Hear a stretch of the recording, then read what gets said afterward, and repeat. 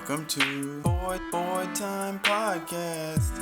We're gonna get litty time, yeah. Oh, it's your Boy Time Podcast. Coming in with the slam dunk of a theme song. Hi ho ho, it's me, Kiki Palmer, back at it again with a new episode of the Boy Time Podcast, and as always, I'm joined by Babby and Paul. Hello. We have a slam dunk episode for you, as always. Not a whole lot has happened. We got Comic-Con happened. There was one thing I was interested in. The rest of it is Kevin Feige. He's on a boat without a paddle. I think he's treading water. Doesn't seem like he has a vision. And that is apparent because apparently Phase 4 is over. The shortest phase and the worst phase by far, I think, for sure. The best movie was Thor, and I gave that, I think, 2.5 stars out of 5. So that's a little unfortunate.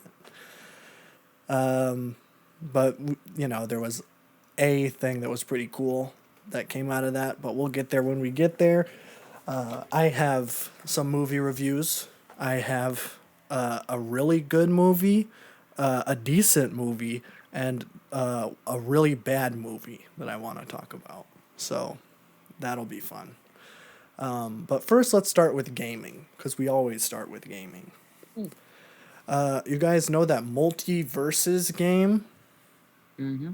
Yeah. The Warner Brothers Smash Bros. Clone just announced the 2 upcoming fighters that they are going to be releasing. The first one is LeBron James. Let's go. And the second one is Rick and Morty. I love Rick and Morty. I was shocked when they announced that the first one was LeBron James from Space Jam 2. That's a weird one. Because it didn't say Space Jam, so when I read the headline, it just says LeBron James coming to Multiverses. And I'm like, what? That's the weirdest crossover ever. I hope that they add Kevin Durant to Smash Bros. Next time. I think it could be interesting. And it is a Warner Brothers IP, so it makes sense. It is, but it's weird having like just... He's also in Fortnite. He is in Fortnite? Yeah. Oh, that's weird too. Well, I guess it makes sense in Fortnite, because Fortnite is just advertise here space. Anyone can add something to Fortnite. I'm sure that they're going to add Darkman or the Rocketeer to Fortnite very soon. Probably. The only other gaming thing we have is The Last of Us Part 1 news and leaks, because I guess we got to talk about that too. For those who are not in the know, Naughty Dog is remaking the first Last of Us game on PS5 and eventually PC, coming out in September. A day before they were gonna, well, I don't know if they were planning on releasing a trailer this week. Honestly, I don't think they were. Mainly because Neil Druckmann's hair is like cropped out, so like whatever green screen they used, I think they had to rush to get the trailer out to like back up the leaks, because they always do that. I don't know. They need to fix something over at Naughty Dog, because Last of Us 2 had some major leaks. There was some major leaks before Summer Games Fest that basically said everything that they were going to announce. And then a couple days before this trailer came out, there were like huge gameplay snippets that were leaked. And the leaks were really bad. Like they were I think they may have been from like a pre-alpha or something. But people were very upset over the leaks. Which, I mean, I guess I could see that if they released it in that state. I mean, I guess Rockstar kind of did that, but I don't think Naughty Dog would do that. But people were complaining that they didn't change the gameplay at all, and that it's just like a little bit of a facelift. Naughty Dog scrambled for a couple days trying to get a trailer ready, and then they released it this week. And I'm gonna break down the trailer of everything they showed. It was 11 minutes long. I watched it right before getting on today, and then just took some notes. So I'll go over everything that they claim is in the game. Although Neil Druckmann has never lied to me. New facial animations, seamless cutscenes, and no load times. Better animations out of cutscenes. They had a side-by-side of like Ellie just like talking to Joel, just standing there, and they actually did do some like animations. So like when you're walking around, she's gonna emote, I guess physically instead of just robotically moving her mouth like in the PlayStation 3. We got more destructible objects. They showed footage of the Jeep thing with the big machine gun in Pittsburgh. And like Joel was like taking cover and like pieces of the wall were like chipping off. That was kind of cool. We got The Last of Us 2 enemy AI. The NPC companions won't just walk in front of enemy sightlines in stealth like in The Last of Us 1 and 2. Better walking and running animations, additional gameplay modifiers including permadeath and speedrun modes, new render modes, weird wireframe thing was shown, better photo mode, more skins for weapons and clothing options for Ellie and Joel, a model viewer, accessible features from The Last of Us 2, first PlayStation game to have audio description built in. There you go, blind people. World looks way better. 3D audio for PlayStation headset, who cares? Haptics are really cool. New workbench animations and haptics for that too. Giraffe haptics. That's everything. There, now you don't have to watch the 11-minute video. I just broke down everything. Hey, you spoiled it for me. Well, I don't know. It was a lot of like, it's the PS5 is it's a big toy box, and we have all these fun tools that we can use that weren't available on the PS3. And it's like, well, yeah, the PS3 is like 15 years old. Of course, it's going to be better than a 15-year-old console. And you know, the devs have claimed time and time again that this is not a cash grab. So I guess we'll see. We'll see when it comes out. Honestly, it looked pretty good of the stuff that I saw. I mean, like, he went into, like, how, like, the haptics work when it comes to, like, different, like, the bow will, like, increase tension for, like, the longer you hold it and the trigger, which is pretty cool. And then they said, like, the shotgun, you'll feel it, like, do the pump, and then, like, it's harder to pull that trigger. I'm always a fan of that. Ratchet and Clank had like unique haptic stuff for that one too, and I thought that was pretty cool. But I'm still probably not gonna get it on the PlayStation. I'm probably gonna wait and get it on PC. I guess I'll see. I'll probably wait for it to come out on PC, and then if the PC port's bad, then I'll see about getting it on the PlayStation.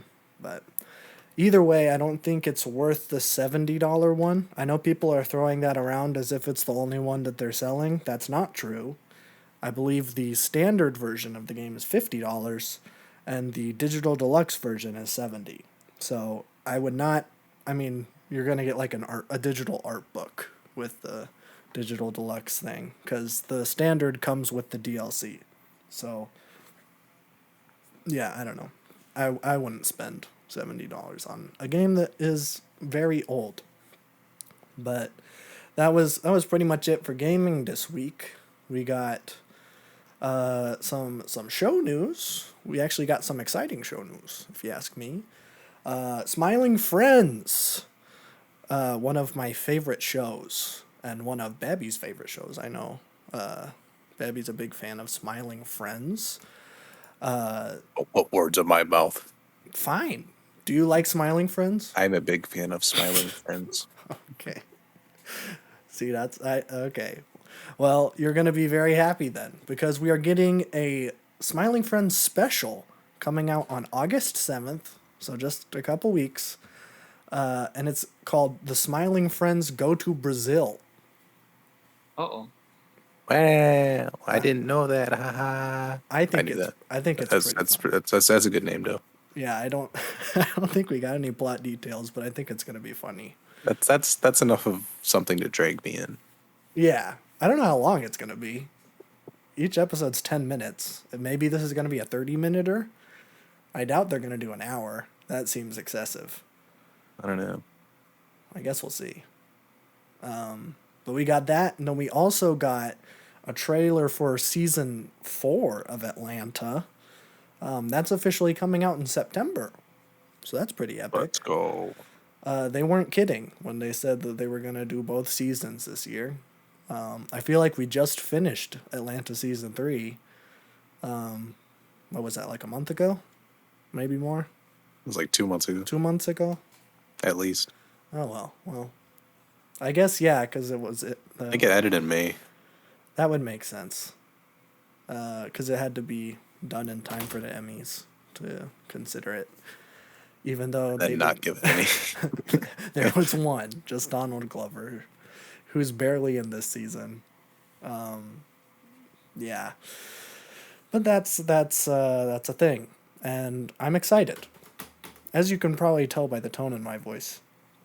You're ecstatic. I'm very pumped for Atlanta season 4. I'm just enjoying Saul so much right now. We don't really need to go into detail of what's going on in Saul, but it's pretty dang good. We're finally gonna tie it back together with Breaking Bad, and I'm all here for it. And we've had some fantastic episodes to this half of the season, even though we only have 2, I think. It's been great. How have you been liking Saul, huh? Very good. Yeah. There's no quality drop off. No. Ever. No, there is not. I think it's one of the best. It's definitely up there.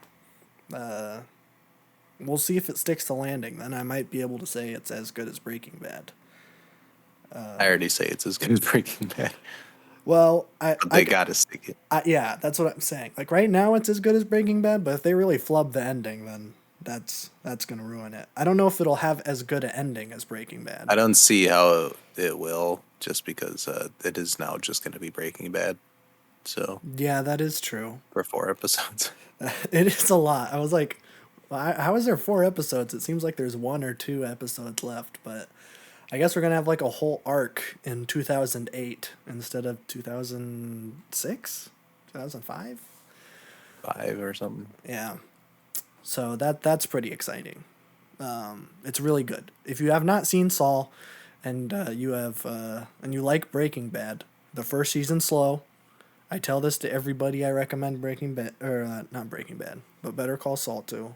The first season, kind of slow. As soon as like the Sandpiper stuff happens, and like more tension with him and Chuck, it just hooks you, and it's fantastic. It's probably one of the most consistent shows after that. It's every arc is great, and you get to see how Jimmy becomes the worst guy ever. I saw a clip of Jimmy turning all those old ladies against Irene, and it made me so sad. I forgot that arc, but it did make me feel rather sad. We got one more thing of show news. We got a new Spider-Man television show coming out in 2024. So we got some time, but this was the one thing I was interested in that Kevin Feige showed off. Because I'm a big Spider-Man fan. That's like the only thing in Marvel I care about. I think generally I'm more of a DC guy because it tends to be a little darker and have like actual mysteries and stuff. It's Detective Comics, so I mean it should be more mystery based. But I've always been a fan of Spider-Man, and we're getting a new TV show. It kind of looks like that like What If style that they have for that show, which frankly I'm not a very big fan of. I watched the first episode. I'm like, this animation's really bad, so I'm not gonna watch any more of it. So that's a little unfortunate, but It's called Spider-Man Freshman Year, and it's Spider-Man is a little baby boy in high school when he first gets his powers. Hopefully, we don't get to see an origin story.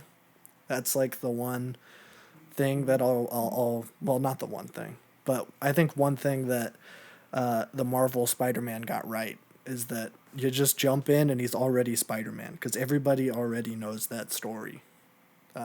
Everyone knows how he becomes Spider-Man. We've seen it twice already. I don't. He was bitten by a radioactive spider. No. It's true. It's hard to believe.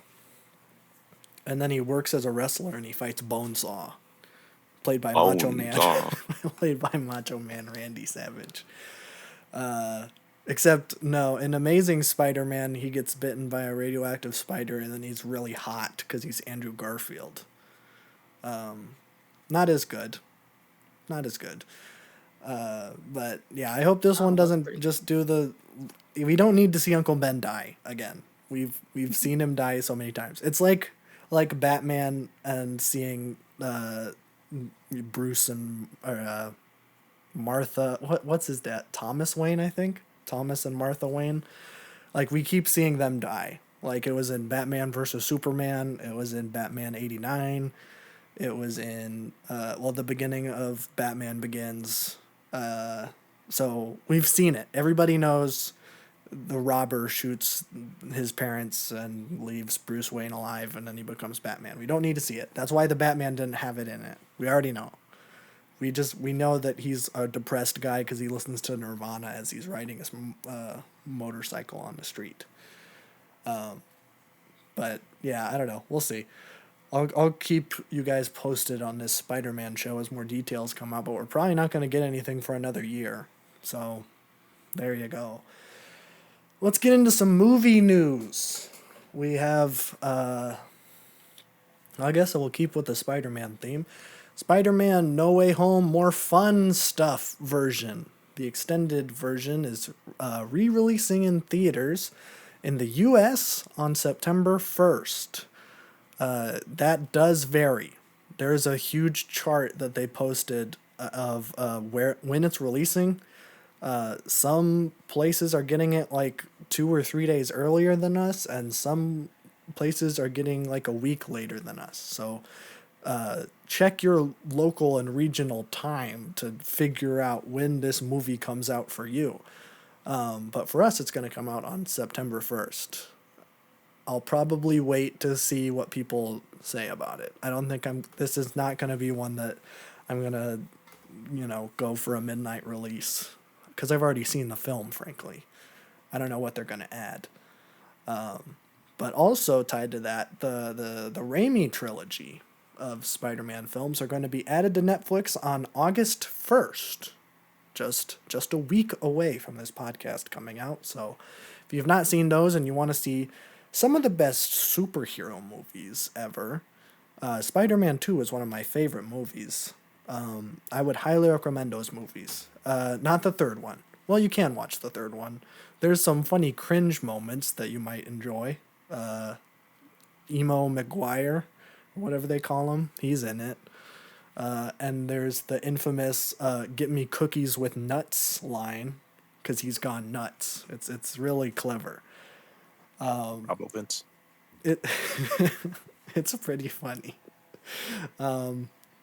Yeah, that's a case of a studio controlling Sam Raimi, which basically happened again with Doctor Strange 2. I would say that Spider-Man 3 and Doctor Strange 2 are exactly equal. They're both 2.5 stars out of 5. They are completely passable.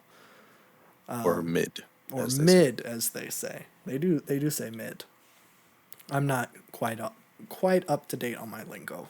I'm a good 10 years behind everybody. But that's okay. Then we got some news about Avatar. Get excited, people. Yeah. Yeah. The Avatar, the best show of all time. The creators of it, DiMartino and Konietzko, they made Avatar Studios, and they've announced what the first film is going to be. Originally, it was going to be about Kyoshi. That is not the first one.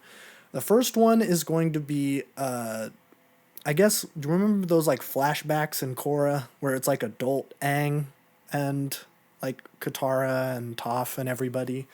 Not quite as old as they are in Korra and not kids anymore. So we're getting like, as they're setting up Republic City, it's that era. And it's going to be centered on the gang, if you will. That doesn't really come across right. Two A's. Verbally. Yes, when you write it out, it's GAANG because it's a funny play on words, a pun. Play on words. That is quite fun. I would say so. So I'm excited. I'm interested to see where Sokka went because Sokka's the only one that is not even brought up in He Korra. dies. He probably dies.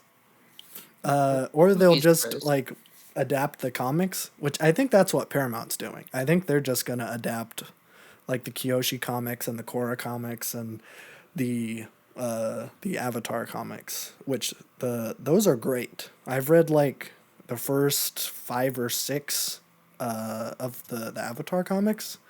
They're fantastic, and I know what happens to Zuko's mom. So I don't know why they haven't made a thing Power about no it. one. Yeah. They bring it up in Korra only to shoot it down, even though they knew that what happened by the time that show came out. But I won't spoil it in case they make a movie or a TV show or whatever. It might even be in this movie. Who knows? So that'll be the first movie. We didn't get any release date or anything for that, so keep you posted. But that was the first little bit of news out of Avatar Studios we have. And that's it from news for me. I have some music things, but you're probably going to talk about it. So we'll move on to some movies. Do I talk about Fast and Furious or do I talk about Nope first? What will Go make in people... order of bad, mid, good. Okay, I can go bad. Well, bad is Fast 5. Mid thought is Fast Nope. and Furious 4. And then Nope is pretty good. I thought it was switched. Yeah, you thought that Nope was really bad? Yeah, and that Fast 5 was the best movie. Fast 5 sucks. I hate Fast 5. Here's the thing. So I watched Fast and Furious, aka Fast and Furious 4, and Fast 5 over the span of this weekend.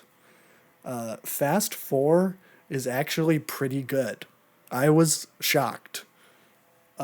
It's a basic revenge story because Michelle Rodriguez's character gets killed, even though I'm pretty sure they bring her back later in the series. Yeah, there's no way she's dead. Yeah, she's not in 4. She's like, well, barely in it because they show her dying.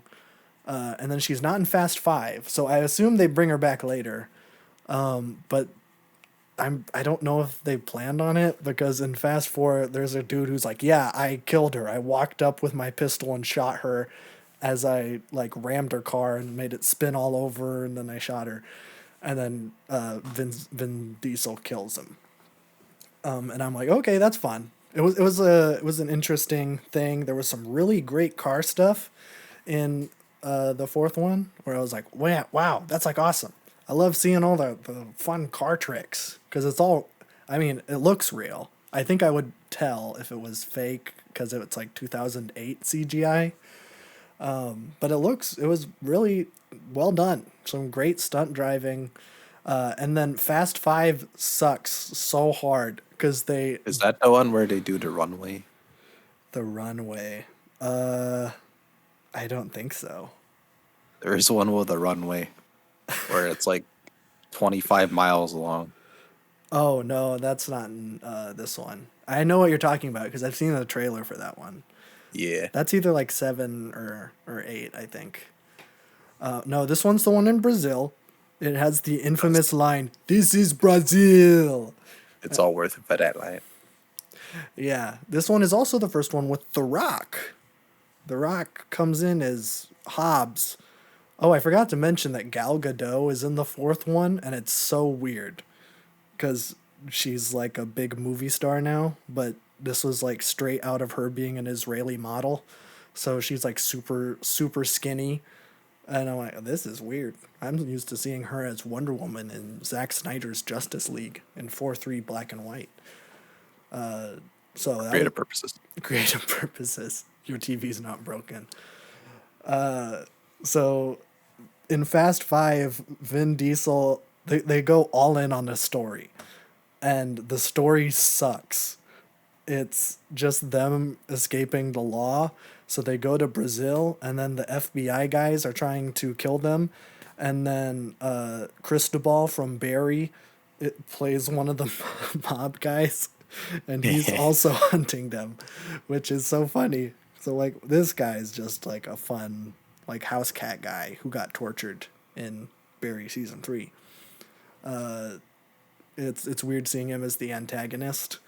There is a cool chase where they steal this huge vault out of a police station in Yeah, I remember that. yeah, they have it's like the I don't know why there's a huge vault in the police station. It's implied that like the head mob guy or the big gangster guy has bought all the police, so he just stores all of his money in the basement of a police station. Which I don't get that. That does not seem like a secure location to me. People go walk into police stations all the time. You just don't get it. You're not a mastermind mob boss. That is true. It's hidden in plain sight. I Exactly. guess. But because of that, Dwayne Johnson just rams his armored car through the wall, and then Paul Walker and Vin Diesel drive 2 muscle cars in, and then they just tow the the vault out of the police station, which is the dumbest chase ever because it's these 2 cars that have like tethered a huge vault. It's like a story tall and like 2 car lengths wide. And it's like they're just dragging it through the Rio streets, and like as they're turning, the vault like careens into buildings and kills civilians. And I'm like, I'm supposed to be rooting for these guys? Like there's so Yeah. much collateral damage happening. It's kind of like watching like Man of Steel or something, where like Superman is like Any Marvel movie where they just destroy the city. right. Well, I think Man of Steel is the most egregious because it's him and Zod, and they're just like flying through buildings in Metropolis and like toppling an entire cityscape. It's like, how is this guy the good guy? How is Superman? He's doing nothing. They were fighting in Smallville, like this little farm town, and then Superman flew them to a way more heavily populated area just to have like huge explosions and stuff because Zack Snyder loves superheroes. But enough about that. Let's get back to this stupid Fast and Furious movie. And then my DVD skipped, and then half of the chase got cut out, which I was thankful for. Dang it. I know. I was kind of into the chase because I'm like, this is just dumb. But then it just ended. Maybe I should have played the extended version, which was also Yeah, that was your mistake. it was included on the DVD, and I'm like, no, this movie is 2 hours and 15 minutes. I don't want an extended version of this. So You know you do. now I can say that I'm halfway through the Fast and Furious franchise, as of now, because I have 6, 7, 8, 9, and then Hobbs and Shaw, and then the 10th one isn't out yet. So hopefully I'll be able to finish these before the 10th one comes out, so that I can see it in theaters and give my thoughts on the new Fast and Furious film. But I feel like 5 is a turning point, and it's Yep. only going to get worse from here. Yep. I was kind of in. I was like, yes, Fast 4 was awesome. Like, if every movie was Fast 4, I would be completely fine with it. But then Fast 5 happens, and it's just like, let's bring in everybody from all of the other movies, even though it doesn't make sense. Like, let's have Han come back from Tokyo Drift, even though he dies in Tokyo Drift. And it's just dumb. It's a bad franchise. The vault thing is probably the most realistic thing that will happen in the next 4 films, just so you know. Great. Yeah, I know I mentioned this last week when we talked about Tokyo Drift. But it doesn't make any sense that Tokyo Drift takes place after all of the Fast and Furious movies, because Han dies in that one. So they wanted to bring him back because people liked his character so much. So then they're like, okay, well, let's just put that one at the end. But in Fast and Furious 3, they're driving like really old cars, or not really old, but cars that were relevant in like 2005. They were arguing about like bartering for iPods and like stuff like that. So very 2005. So now every single Fast and Furious movie has to take place in the early 2000s, except they don't do that at all. And it's like technology keeps advancing as CGI and stuff improves, because people want dumb car movies and they want a big spectacle. They want to see a car shoot out of one skyscraper and land in another one. But that doesn't make any sense. Not to mention that all the movies going forward have the most up-to-date car models humanly possible. Right. So it doesn't make any sense that Tokyo Drift happens after all of those. I think some car companies have debuted their new car like in the movies because it's like a year ahead of what actually is out. That would make sense, because I'm sure that's like a great advertising for that car. It's like, wow, The Rock drove that car up into space, so I want to get that car. That's crazy. I can probably do that.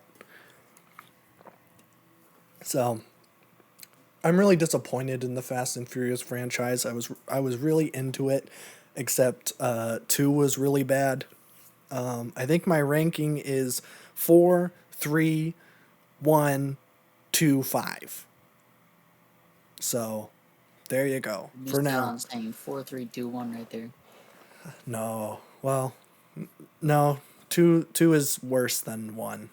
1, I didn't really like 1, but now I'm starting to appreciate 1 a lot more. Exactly. Because everything else is so dumb.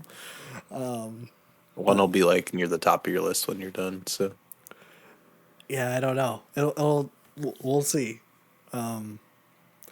Yeah, I don't know how The Rock is gonna be coming back. Like, he was a part of Vin Diesel's team because a bunch of his like squad mates were shot by Cristobal.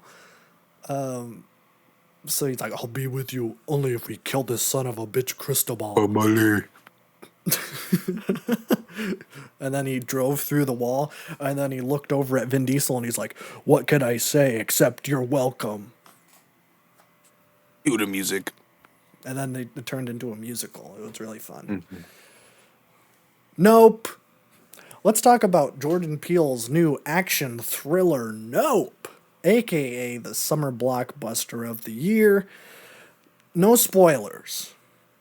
Yeah. There's going to be no spoilers for Nope. I saw it opening weekend on IMAX because I am a huge Jordan Peele fan. I've seen one episode of Key and Peele, and I thought Get Out was pretty good.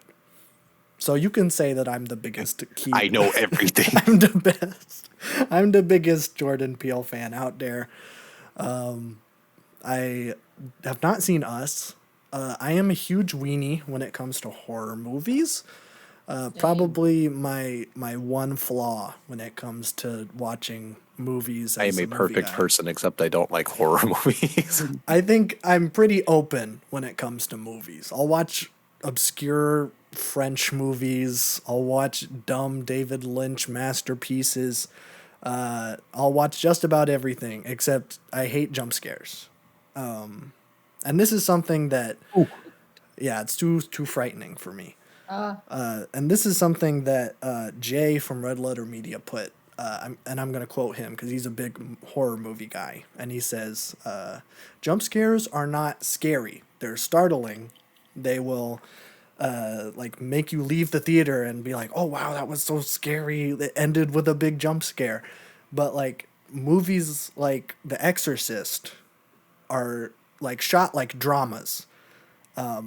So like you're just like following this family as this demon is possessing this girl, and like they're trying every other option, every medical and science thing out there, and they have to resort to this thing, and it's like a really creepy atmosphere. One of the best horror movies in my opinion is Rosemary's Baby.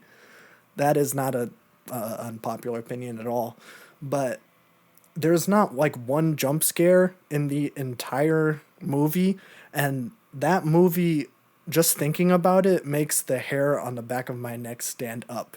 It is one of the most chilling experiences I've ever had in my entire life. And that movie came out like 50 years ago. It came out in the 60s. Or I guess 60 years ago now. It's kind of crazy. So I'm more like modern horror movies, like Conjuring, Paranormal Activity, the Annabelle stuff, Insidious to some degree. They they are like commercially, they just do all the jump scares, and it's dumb, and it's a cheap way to achieve just a horror thing, because horror is always successful when it comes to theaters, because people love horror movies.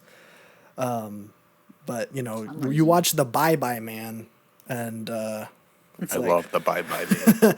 that movie's not creepy at all, but there's jump scares. So people saw it and were like, "Oh, that was a pretty good movie because there was jump scares in it."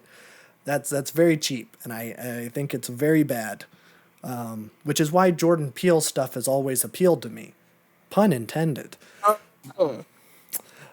Get Out is one of the best horror movies I've seen. It is definitely up there.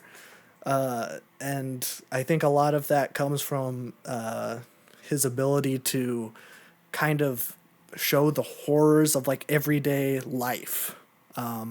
So in Get Out, it was very like race based, kind of rich people viewing black people as a bit like I'm not gonna spoil it because Get Out is Any great. people, Yeah, but they just happen to be rich.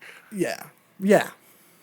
But there's some great metaphors in Get Out, and it's that ending is phenomenal. It's one of the best horror things. It's a great climax. It's a great film. I think it's on Hulu. So if you have not seen it, I highly recommend it.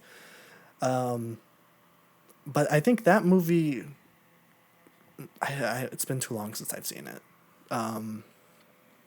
But I'm not gonna say anything about it, except that it's very good. So I was very excited to see Nope. The trailer looked weird.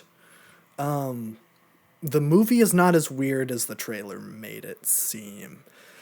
The movie is a alien movie. I think everybody knew that. Everybody saw the flying saucer. But the thing is that the people on this ranch, they want to get a picture of it. They want to get footage of it, and they want to be the first people to like have clear footage of a UFO, and then they're gonna sell it because their horse ranch that is like they like raise and breed horses for movies. It's like Hollywood Haywood horse ranch. I think that's what it's called. So that's their main goal. There isn't like a lofty metaphor. It's an alien movie. Jordan Peele's kind of taken a step back from the horror stuff, and he's just made kind of a summer blockbuster. I There are moments of it that are like legitimately chilling though. That is separate from the alien thing. The opening shot of the movie is one of one of the scariest openings I've ever seen. And then there's like one other scene that's like that, and it's the same scene, just a little bit more. And that's pretty much it. There's like one fake out jump scare where like a praying mantis like lands on their camera, and then they play like a loud noise because people like jump scares, I guess. But that was it. The rest of it is just like an alien movie.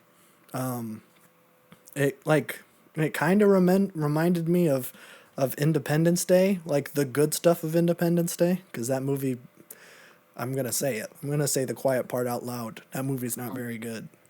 What? I know. We're screwed I now. love Will Smith. It's very Our dumb. careers ended. Yeah, I know. I have completely Ruined us. I've ruined my credibility as a movie watcher. But Nope was pretty solid. I don't know. Better than Signs, though. Yeah, well, I mean, it's been too long since I've seen Signs. I would say yes. I think it's not a great horror movie. I wouldn't even categorize it as a horror movie. The stuff that they showed in the trailer that like made it look creepy, like there was that woman with like, she looked like a monkey or something, with like the veil that was in the trailer. That's like, I'm not gonna spoil what that is, but like that's not Just scary. tell me the whole movie. I don't want to do it. I don't want to get into spoilers, because I do think the movie's very good. I just wouldn't go into it thinking it's a horror movie. I think I was going to go into it expecting 0 out of anything. okay. Because the trailer gave me nothing. No. No. I think the movie's pretty good. I think the first half is really, really solid. The end of the second act is pretty good, and then the third act is kind of schlocky. I'm not a huge fan of the ending of this movie. But, you know, that being said, I did give it 4 stars out of 5. I thought it was pretty solid. Great acting across the board. I love Daniel Kaluuya so much.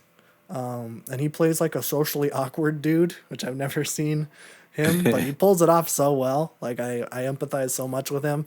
And Keke Palmer has swagger for days. So she is great. That's pretty much, I mean, it's pretty much just those two. There is the guy with like the bleached hair. I don't know his name. But he's pretty good too. I mean, he's a supporting character. I think the whole movie kind of centers around Keke Palmer and Daniel Kaluuya, which is great because I think both of them are very talented. So go see Nope now. Nope. That is one of the best lines in the movie. Daniel Kaluuya sees like the aliens and he's just like, he's in his car and he's just like, nope, and then he locks the door. That's the name of the movie. I know. I don't know. Did they say Get Out in Get Out? I don't remember. I need to see it because I feel like he's probably said all the titles. Because Us, I mean, surely someone said Us. That's a very common that's just kind of word. a word you say. But Get Out, I don't know if Get Out was in Get Out. Nope was in Nope. Us was probably in Us. I'll have to rewatch Get Out. I do need to rewatch it. It's been like 5 years because I think we watched it when it came out or around there, 2017, 18, around there. So there's my review of Nope. We'll have a spoiler discussion in a couple weeks, probably. Next week, Bullet Train comes out. I might go see that. I like Brad Pitt and the guy from Atlanta's trains. in it. Yeah, I've seen that trailer so many times because it's like in front of every single movie I watch. But, you know, I love Brad Pitt. I love Al from Atlanta's in it. That's it for recognize. Oh, the chick from Kissing Booth. I think her name is Joey King. She's in it. I'll probably watch it. It looks dumb. And it's by the guys who made Deadpool 2. So that's exactly what I want out of an action movie. I also saw the trailer for Oppenheimer, Christopher Nolan's new flick. I don't know if it only played in front of the IMAX version, because for those who don't know, Christopher Nolan is an IMAX slut. He absolutely loves IMAX. And he exclusively shoots on IMAX cameras, which is not great because and this is you're gonna notice this every time you watch a Christopher Nolan movie. The aspect ratio of each scene is different based on what kind of IMAX camera he uses. So if you rewatch like what's the frickin' army one? Not Tenet. Well, you know, I never saw Tenet, but it's just going to be like randomly changing as you go scene for scene. which is kind of annoying, but you know, he loves his IMAX stuff. But Oppenheimer looks fine. I think it's about the guy who made the nuke. I think that's who Oppenheimer is. Interesting. I might see it. I'm more interested in seeing that than I am in seeing Tenet. So there's that. Let's move When are on they to making 11 music. it? What? When are they making 11 it? 11 it? Oh, that's Yeah. very funny. Hopefully that's Doesn't his seem next like it. movie. I saw Christian Bale was like in interviews for Thor. He was like, "I'd be down to do a Dark Knight 4. Just You Christopher Nolan needs to send me a call." I don't think that's gonna. Page me on my telly. Yeah. Like as soon as that happened, everybody was like, "Dark Knight 4 confirmed. Dark Knight 4 confirmed." It's not happening. No, Christopher Nolan is done making comic book movies. He was done making comic book movies when he made his last comic book movie. That movie is barely about Batman. It's about Christian Bale breaking his back and then climbing out of a hole. And he made Inception in between Dark Knight and Dark Knight Rises because he was like, I'm done with comic book stuff. It's dumb and I don't want to do it anymore. And I'm Christopher Nolan, and I can do better than that. And then he made. And then he did. And then he made Tenet, and nobody cares about that movie. But he did. He made. Why can't I think of the frickin' plane movie? The Speed. Yeah, it's Speed. Chris Nolan. Man, everyone forgets about this movie. It's not even Dunkirk. Oh yeah. Yeah, With I saw with Harry Styles. Harry Styles I is think. in it. Yeah. Yeah. I thought that movie was just decent. I think Grant lives and dies by that movie, but I thought it was all right. He's more of a Nolan fan though. He is, and he likes World War II. Although I think this is World War One. Oh wait, no, it is World He War likes II. war. He likes war. It's a man of war. Yeah. War. I just thought it was confusing, which I guess you could say about literally any Christopher Nolan movie. But it was like, it jumped around in timelines. Like, it'll be like nighttime as you're following this person, and then daytime as you're following the plane people. And there was like 3 different timelines happening, and it was all happening at once. I thought that was kind of confusing. But smarter people than me saw it and really liked it, so who am I to say? Like Grant. Yeah, no, I'm not saying Grant is smarter than me. I don't think Grant is smarter than me. I'm a I think- genius. I can't build an airplane, so I'm just gonna. Exactly. We don't give Grant enough credit. Yeah, he did build an airplane one time, so. Yeah. I think it flew. I don't remember. No, he hasn't built an airplane. Not yet. Not yet. Yeah. I If, believe in him. if you want a good Christopher Nolan movie, I highly recommend Memento. It's a good movie. It's I love Mentos. It's great. It happens backwards. It's a backwards movie. Classic. I saw someone made a joke that was like, I saw this indie film Memento. Everyone said it was backwards, but I liked it. Oh my god, that's very silly. A very funny joke. Okay. They really thought they did something with that one. Yeah. Okay, let's talk about music. Okay. What do we got? To pull up Spotify, it's the worst application on the Corey planet. Feldman. Yeah, I didn't listen to the Corey Feldman song, I didn't either. but he did release a song. I hope this is for a new album. I hope not. What do you I feel mean? like he would have learned his lesson by now. No. That cover art looks pretty bad. This looks like a funeral greeting card invitation thing. So that's cool. That is true. Yeah. Yeah, that happened. What else we got? We got. I gotta scroll back down because I was too busy looking at Corey Feldman. Billie Eilish. We got 2 songs out. A little 2-pack. Guitar songs. Yeah. I think these are pretty decent. I will say I feel like I still want her to go into this dark, edgy or emo like pop stuff or something different, because this is just like watered down Phoebe Bridgers. No. I feel like she's not bringing anything new, but like with that being said, they still sound pretty good.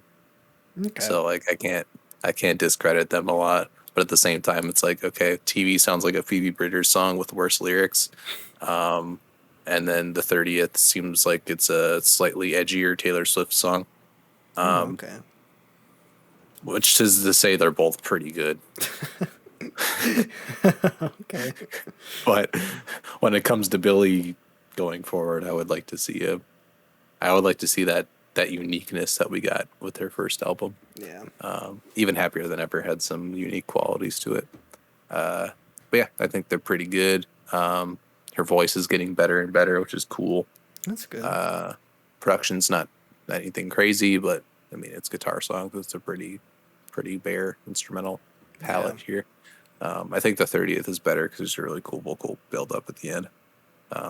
TV is kind of cool, but like lyrically, I feel like there's some rough spots. She kind of takes this TV more metaphor to like places where it makes the songwriting seem kind of jagged. But I don't know. I think that they're both pretty good. So was not expecting to hear anything from her this soon again. Yeah. It was a shock. Rico Nasty released an album. Oh. I have not listened to all of it. I have only listened to one song of it because it's produced by Dylan Brady of 100 Gex. Oh, okay. And it bangs. It bangs. This dude sampled like the cartoon like boing sound effect and put it in a beat, and then it's just the hardest beat you've ever heard. It's like G-funk, like it's like an aggressive G-funk beat, but you have a boing in there, which is kind of quirky, which does fit Rico Nasty quite a bit. So that song is really good. I haven't listened to the whole album yet, but I will get there eventually. What else we got? Jessie Ware released a new song. I think we have Jessie Ware on the wheel. I don't remember. I know we have Rina Sawayame on there. I don't know if we have Jessie Ware, but she makes like dance music that sounds like it's from the 80s. Okay. And the song is really sick. Free Yourself. It's pretty sick. I love it. It's groovy. It's got great momentum to it. I know everybody talks about her album from 2020, I think. Yeah, What's Your Pleasure? Haven't looked at that yet, but I might have to after this. This is pretty sick. We don't have it on the wheel. Okay. I thought we have too many things on the wheel. I keep forgetting what's even on there and what's not. Yeah. But that one's free game then. I can listen to it. Yeah, listen to it. It's crazy. Lucy dropped 2 songs on a Spotify singles 2-pack, like they usually do. Got Partner in Crime, the non-auto-tune version, so this will now be my go-to version. Yes, I like it more than the auto-tune version. Partner in Crime is probably my least favorite from home video, which isn't saying too much. But I think this version's a lot better. I agree. That was my favorite song, and I think it's better. Yeah, I feel like just in the album, it's like Going, Going, Gong is like a beautiful acoustic piece, and then we just get auto-tune Lucy right after it. Which we know the context now. Yeah, we do know the context. I still don't like it. Okay. But I think this version's fantastic, and the version she did on tour as well is pretty similar to this, and I thought that was really great. Yeah. And then she did a Cher cover. Do you believe in love after love? Yeah. So that was kind of funny. I think it was well done. Yeah, I thought I was not expecting that. No, I was like, "What's Believe?" I don't. Think And Believe is such an song. ambiguous song title. I didn't know that it was a cover of that like right away until it got to the chorus. I'm like, oh, interesting. Yeah, I know. It took me until the chorus too. I'm like, oh, this is just a new Lucy song. That's awesome. No, it's a Cher cover. Psych. It's a Cher cover. I didn't know the lyrics to the Cher version, so I don't know. I didn't either. I just know the chorus because everybody knows that. Yes. Yeah, those are cool. Good for. I know Spotify singles does a lot of these stuff, so I always love when these come out. Live studio versions of songs are my favorite. Yeah. What else we got? I think Julian Baker dropped the B-Sides EP.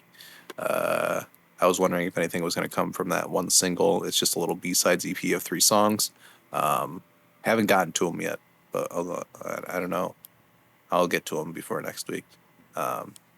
It's just 3 songs. I'm guessing they're just B-sides to Little Oblivions. Guthrie was really good, though. I really like that song. So I got 2 other ones to check out. I'm sure they're good. Julian's always got quality. What else we got? Joey Badass. He dropped the album. What? It's crazy. After he delayed it for like a month for sample issues or something. Supposed Yeah. sample issues. Supposed. 2000. It is pretty decent. I think this is good. It's definitely like a throwback to like the 90s New York style. To an extent, it still sounds kind of pop rappy. But the beats are definitely swaying towards like old Nas instrumentals and stuff, which is cool. Haven't gotten into it lyrically enough. I just kind of had it playing, so I wasn't like looking or really trying to like listen for bars or whatever. But a lot of the songs flowed pretty well. Brand new 9/11 with West Side Guns, a banger. I know the one with Jid's pretty sick. I Want to Be Loved with Jid. And Jid kind of killed that song. Again, I feel like he can out-rap anybody on any song, so I don't know why people try. Welcome Back with Chris Brown is probably the worst song I've heard in a while, so Oh, that's good. don't go to that one. Yeah. Chris Brown has a good voice, but he couldn't even save this track. So, I don't like Chris Brown very much. yeah, I don't either, but he has a good voice, so sometimes he's used well. This is not one of the times he's used well. Oh, okay.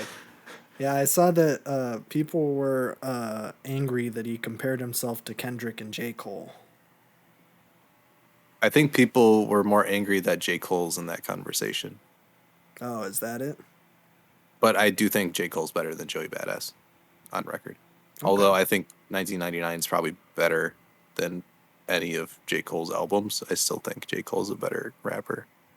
But yeah, I mean, everybody does that thing. It's always like, I'm in the top 3 with Kendrick and Cole. Yeah. Everybody does that. It's at this point, it's so played out where if someone says it, it's just like, whatever. Yeah. You just use that for a rhyme, which is fine. It's generic. I wish someone would have a better way of putting that out there. Or just not mentioning them. That could be cool. Be your own person, you know?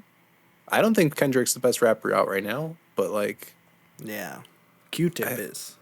Q-Tip is. If Q-Tip still rapped, I think Q-Tip would be my favorite. I don't know. I like Q-Tip's Q-Tip. pretty good. His production, though, is always the shining star. It's like Kanye.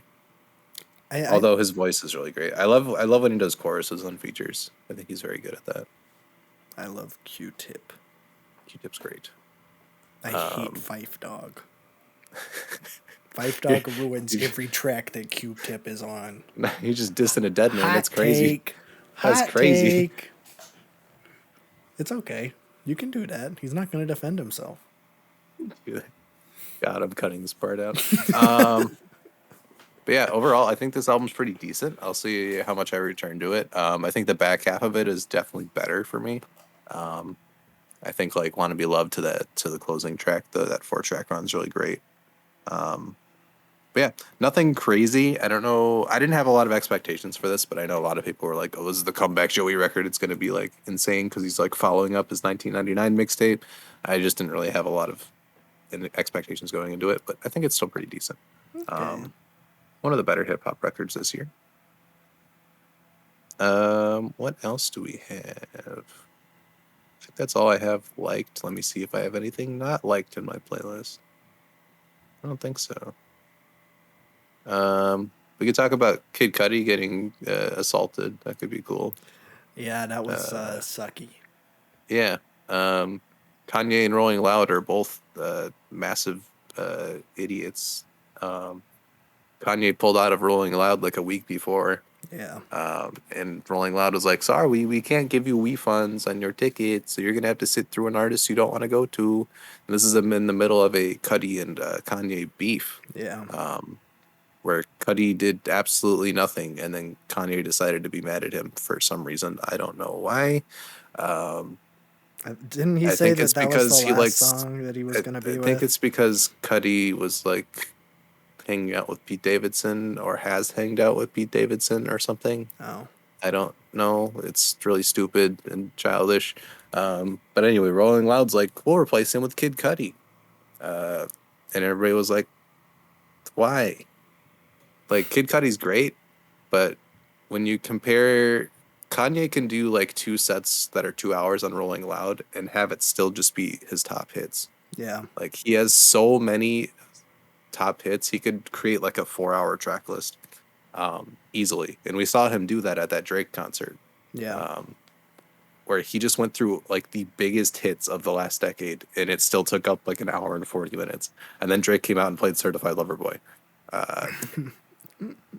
But to replace him with Kid Cudi has some hits, but like not enough for a headliner act.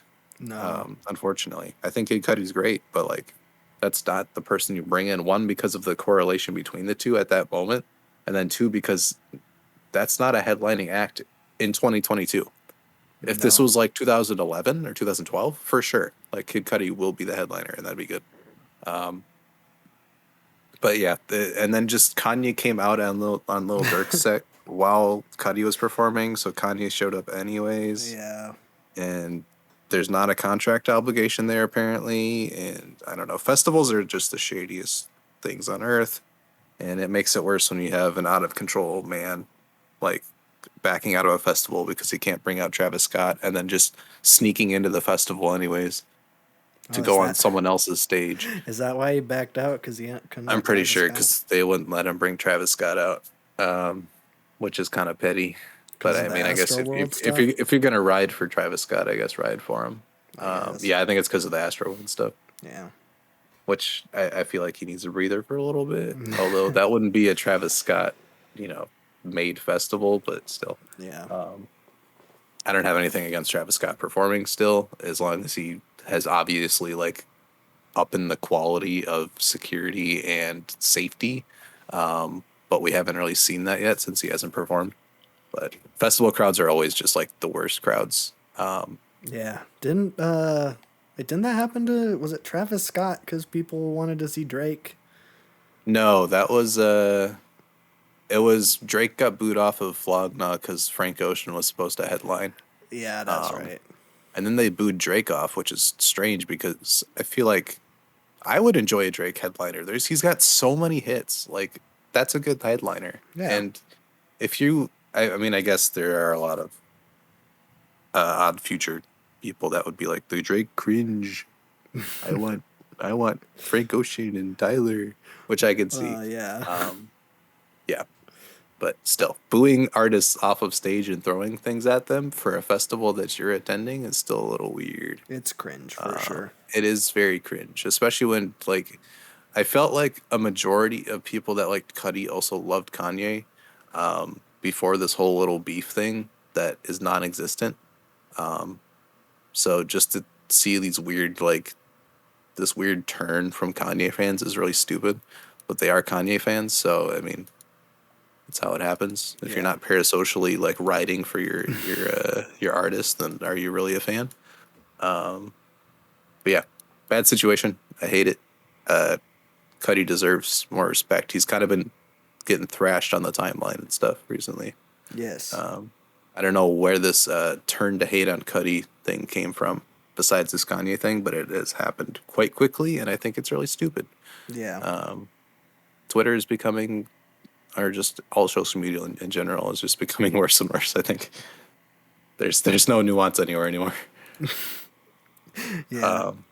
But yeah, that this just further solidifies that I'm never going to a festival because I hate those things. Yeah, I don't want to. There's too much drama and heat and people and everything involved. Yeah. Like I'm gonna pay tickets to go to my artists doing their thing on their own stage, in their own like way. Yeah. Instead of like 16 musical acts all in 4 hours. Have you seen the stuff from the Weeknd's concert? Yeah, It's like After Hours tour insane. looks sick. This is why he wanted stadium, so he could do all this outside with Yeah. like an entire city skyline that's not a screen and like an actual built out city. Dude's got a moon. It's crazy. It's crazy. I know Kendrick's doing some wild stuff too, but I've been Doesn't- trying not to look at it too much. Yeah, I think he has like a choir or something. He's got a lot of things. I don't Yeah. want to spoil anything though, but Yeah. he's doing a stage show. So Yes. we're gonna be in for a treat with that. It'll I'm be trying not to fun. spoil it for myself. But I'm liking what I'm seeing so far from there. So we have that next month. Yes. Next week we got Beyonce. So Oh, that'll great. be I'm not that'll gonna be out listen next to week. that. I'll probably listen to it. I don't know. It seems like it's gonna be a dance record Well, we definitely aren't gonna make a video about that. or a 'cause house record. We are gonna die in the comments. No, yeah, we would never make a Beyonce video. Yeah. That's probably the worst artist to make a reaction video to, even But- if you are a big fan of Beyonce. But we are going to do an Eminem video. I can take Eminem fans. I know what I'm dealing with there. Okay. It's different when it's a genre that I'm not familiar with and I'm getting clowned. When I'm like deep in that genre that I'm getting clowned in, I can take that. That's That's no true. problem. I don't want to deal with Eminem. I know what I'm fans. talking about then. Yeah. But yeah, that's coming up. I don't know. Let me see. Let me see this highly anticipated albums thing. Yeah, that's pretty much it. Just That is coming out Beyonce. next week that I remember. Just Beyonce and Nav. Nav's coming next week too. Nav. I forgot about forgot about Nav. Nav for a second. Yeah. Never forget the goat.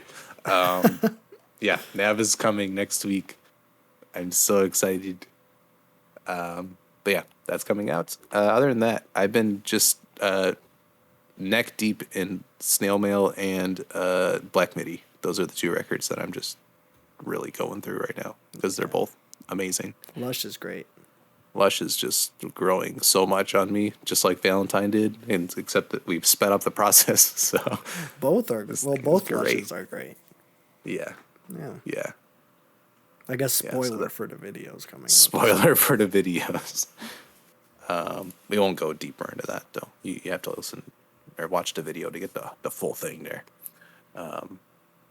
Other than that, I'm trying to figure out where I maneuver next. Swans is pretty much done besides like their early stuff, which is like literally hardcore punk, Oh. where it is harsh and loud and screamed vocals and like that kind of stuff. So I'll probably get through Filth at least, because that one's rated pretty good. The rest of them are just kind of like eh. Okay. So I don't know if I'm going to get through those, but I don't know if I'm going to like Filth. We'll see. I think it'll be interesting. Other than that, we just have I have White Light and Love of Life, which White Light we have on my wheel, so I'm going to wait for that one. Oh, okay. But that's like the last like quote unquote great Swans album. So I've pretty much gone through the big hitters in the discography at least. Let me check. I feel like I'm missing a lot, but I am missing like 1, 2, 3, 4, 5, 6, 7 technically, 8 technically. But at the same time, like I've already listened to like 7 of them, and the 7 that I've listened to are just really great. And all the ones that I have avoided are either ones we're doing a video on or like the ones that are just kind of like, oh, this is a cool album, but like this is not what Swan sounds like. Oh. You So, should go through pretty much Blink done with that. 182 records. I am not doing that. Why not? You afraid? I don't want to do pop punk. Fine, do Panic at the Disco. That's just pop. That's even worse. That would, God, that would suck. But yeah, I don't know. I'm going back to the Glowing Man the most because that was the one that intrigued me, and it hits harder every time. So Is that the cat? I've never had a. Nah, that's the. I don't know what's on the cover of that. It's like an arm, but like a flying arm, but it also could be like a bird. Maybe. It's like a bird with an arm, maybe. I'm going bird with an arm. Bird with arm head. You do that. I'm thinking like a bird that's like flying, and then there's like a hand that can reach down and grab things. As like the Oh, tail. I see. I see. I feel like that fits. That'd be terrifying. Yeah, I think that fits. But I don't know. I've been going back to this one the most. I feel like I've never had something hypnotize me as much as this record. This record will put you in a deep trance for like 25 minutes and then intentionally like slam a chord on a guitar to wake you up into the best groove you've ever heard in your life. This is definitely the hardest one to get into because there's so much just atmosphere and like floating.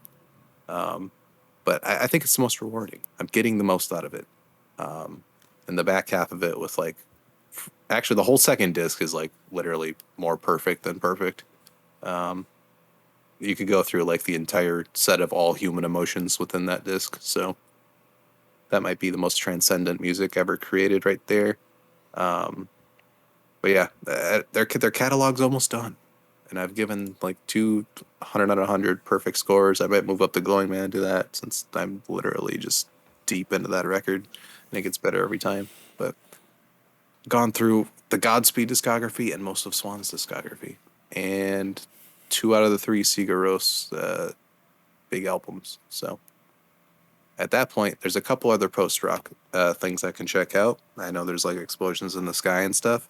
I feel like I've hit the best of post-rock so far. So I might pivot into post-punk maybe. Got some Joy Division and stuff I could pick up on. Or I'd go to shoegaze. It would be interesting to get into emo. Like real emo. Yeah. Because every emo thing we've checked out on the channel so far has been really interesting. You should listen to that Los Campesinos record. That one does sound pretty good. That one song's really great. So that could be something. But I also have shoegaze. We do have a couple of shoegaze albums on my list. So I have a couple crossed off that we're gonna do videos for. But I think I have a couple others I could start getting into. I don't have a starter pack for that record or for that genre, so I might have to search out some resources for that. But other than that, the only other thing I knew I listened to is this Disintegration Loops album by William Basinski. It's an hour and 14 minutes long. It's 2 songs. One is an hour and one is 10 minutes. It's an ambient, like it's just tape loops, and then apparently this is just tape loops slowly like breaking and disintegrating, which is interesting. I think the backstory of this record is that it was finished on 9/11 and that he was just like finishing it up while there's like smoke and ash still covering the city or something. Okay. Which I mean, you can hear it in the music. It's definitely got that kind of tone to it where it's kind of like pacing and lost a little bit. But I don't know. I think it's a pretty cool ambient piece. It's hard to talk about ambient music because it's just kind of there. Yeah. It's a purely emotive genre. Like it's all about atmosphere. So it's kind of impossible to describe, which is why if I do dig deeper into ambient, then these are going to be really quick albums to talk about because you literally just have to experience them because I'm not going to all I'm going to talk about is my personal experience of what I felt during it because there's literally no other way to talk about ambient music. Yeah, I mean, But I think that was pretty good. It was definitely more like downtrodden and like somber version of ambient, not like any of the Brian Eno stuff. That's more like just smooth and pretty. It reminded me a little bit of like that Caretaker Dementia album a little bit, where the tapes just kind of started disintegrating more and more, and the music got a little bit more demented and broken up, but just to a lesser extent, and one that's not going to take me 7 hours to get through. I don't know if I'm still up for that challenge yet. I feel like I still have to work my way up to that, aka find a day to do that, and not the near future, because that seems like a lot. yeah. That's 6 hours of music that you're supposed to consume all at once. For the maximum effect, you're supposed to listen to all of it. That's like watching all the Lord of the Rings movies or something in one Yeah, day. you literally have to take an entire day for that, because even if you do it in the morning, your day's gonna be ruined. Yeah. After that, so yeah, I have to set up, like I'd have to schedule something on my calendar to do that one. But I've gone through enough Demented and Twisted and music that like literally reshapes the way your brain thinks about music albums this year that I'm good for now. I don't need any more of those this year. I've already gotten like possessed and like put into a cult and floated into space and broken in half through all these records already. I feel like I've taken enough mental anguish That's probably true. already. but it's the best kind of mental anguish because it's the most interesting music I've ever heard. So yeah, post rock coming to a close, kind of. Although I'm still jamming all these records, so like I'll probably dig deeper into the genre once I get that spark back. But I know there's a couple like big records I need to check out still, so I'll probably do those. But I don't know if I'm gonna dive into every artist discography like I've been doing. Yeah. But I'm feeling post punk because post punk's kind of in the same route, just not quite the same. So I know there's Joy Division records and records that I should have heard by now, but I haven't. So there's always something out there, Yeah. and I'm gonna listen to it. So we'll see where that goes. I haven't planned anything out, but Okay. that's if I ever feel like I need to listen to more music again. Because now I feel like I have a playlist of like solid stuff to listen to. Yeah. That's true. But I think that's it. Yeah, that's all I'm seeing on my list here. Do we want to talk about the GameStop NFT? If you want to. It's really gross, and I hate it. Yeah. For those, NFTs are already gross, and they just made it even more gross. it's one of the most disrespectful things I've ever seen. Yeah. For those who do not know, GameStop has started selling NFTs. And one of the first NFTs they made is a parody of the 9/11 suicide photo. I don't know exactly what it's called. But it's like the guy upside down, looks like he's kind of running. One of the most famous images of post 9/11. And they're doing a parody of it and selling it on their NFT spot. I don't know. And it's $46. There's 25 of them available. Yeah. Imagine doing that all for $45. I saw it today and I was left speechless. Yeah. Well, I'm not going to be getting The Last of Us Part 1 from GameStop. Boycotting works, people. No, GameStop only exists right now because of this whole stock thing. Yeah. Yeah. That's even died off. Yeah, even that's kind of died off, I think. I don't know. What's it at? Stocks are probably the least interesting thing in the entire world to me. So I couldn't really care less about that. But yeah, NFTs in general are just unethical to begin with, and then it's like They add that adding on top that. of it. Yeah. Okay, so when did that NFT thing come out? Because I think you can tell from the stock. Yeah, you could price probably when it tell did. from the line go 100 down, haha. Literally $154, and the second it opened, $38. Yeah. Oh. Yeah, I feel like It was either, this week, I think. Yeah, it was like either 2 days ago or yesterday. That was 2 days ago, I think. Yeah. That was Friday. I don't remember when. But I saw it again today. I'm like, It's because of that. It's almost down to where it was before all this madness happened, which is about $20. great. What if it was deliberate so they could drop their stock price so everybody buys low again? There you go. That's it. Wasn't the whole thing just trying to short Wall Street billionaires? Yeah. Basically, all the like rich people were like, "Oh, GameStop's gonna die," so they're shorting it, which is basically betting it's gonna die, and you make money that way, because you're like taking from the people who thought it'd do good. Oh. And everyone was like, "Ha, screw rich people," which I agree with. And they bought and bought, and then so people shorts are like, "Okay, we're losing a ton of money. We have to pull out," because the thing with shorting is if it keeps going up and up and up, then it can. There's no stopping it going up compared to if it goes down, it can go to zero. But going up, it can go up and up forever, and so they'd freak out, they'd sell, lose a ton of money, and that's what it was all for. And all the rich people cried to put like regulations they and crap. regulate it. Yeah. Which it's fine when they do that kind of stuff, but it's not fine when a bunch of Redditors do it. Of course, yeah. That's literally capitalism. Well, there you go. And now they're making NFTs of victims of 9/11. Yep. It basically ruined their company. Yeah, I don't know if the Wall Street bets guys are. I mean, they're probably still gonna do it because they're crazy, but They only care about the dollar sign. It's literally yeah. like there's nothing else to that. Yeah, Line go up, let's go.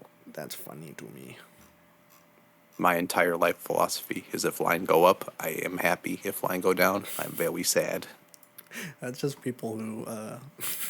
That's just everyone in the stock market. That's why I invest in cryptocurrency.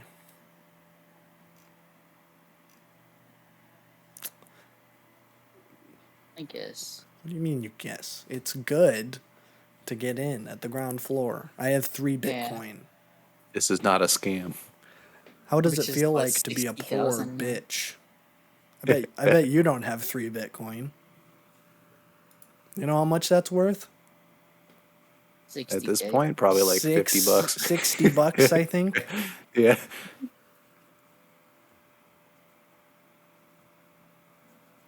Remember, fellas, there's never hope lost when there are crypto bros out there. That's all I'm saying. That's right.